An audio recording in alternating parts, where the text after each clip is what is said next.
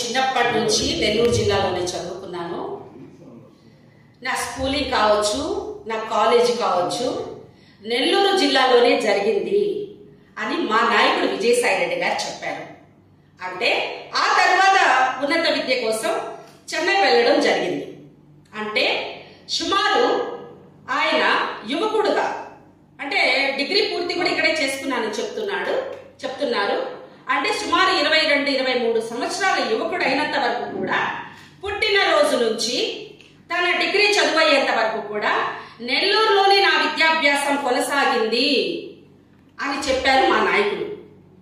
నీకా నెల్లూరుతో సంబంధం లేదు, మా నాయకులు విజయసాయి రెడ్డి గారు కాదు, ఈ జిల్లాతో సంబంధం లేదు. నువ్వా మాట్లాడేది మా సాయి రెడ్డి గారి గురించి? 30 days బ్యాక్ వచ్చాడు, 20 days అయితే ఇక్కడి నుంచి వెళ్ళిపోతాడు అని. నువ్వు నీ వయసు ఈ రోజు ఎంత? సుమారు 70 ఏళ్లకి దరిదాపుల్లో చేరుకుంటూ ఉన్నావు. నెల్లూరు జిల్లాలో నువ్వు అంతటా నువ్వే చెప్పిన మాటలేంటి? నేను ఇక్కడ 10 సంవత్సరాలుగా మాత్రమే ఉంటున్నాను, సేవా కార్యక్రమాలు చేస్తున్నాను అని మాట్లాడాడు. అంటే సుమారు 50-60 సంవత్సరాలు కాలం మీరంటే బయట ఉన్నది మా నాయకులు కాదు. మా విజయసాయి రెడ్డి గారు నెల్లూరు విఆర్సీలో చదువుకున్నారు. ఆయనకి కోమలా విలాస్ తెలుసు,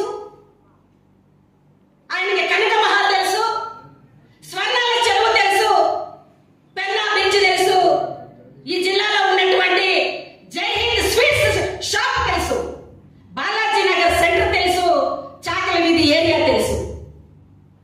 మీకేం తెలుసండి?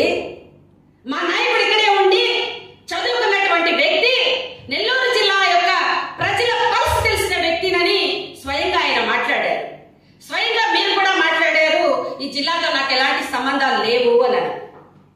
మరి ఇప్పుడు చెప్పండి, ఓటు అడిగే హక్కు మా నాయకుడు విజయసాయి రెడ్డి గారికి మాత్రమే ఉంది అని మేము చెప్తున్నాం. మీరు చెప్పగలరా ఓటు అడిగే హక్కు మీకు ఉంది అని?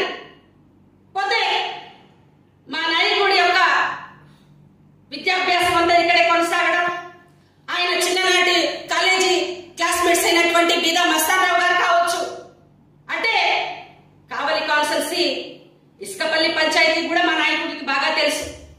అదే విధంగా తన ఏకైక కుమార్తె అయినటువంటి నేహమ్మని కూడా ఈ జిల్లాలోనే ఇచ్చి వివాహం చేయడం జరిగింది. ఈ జిల్లావాసి బిడ్డకే మా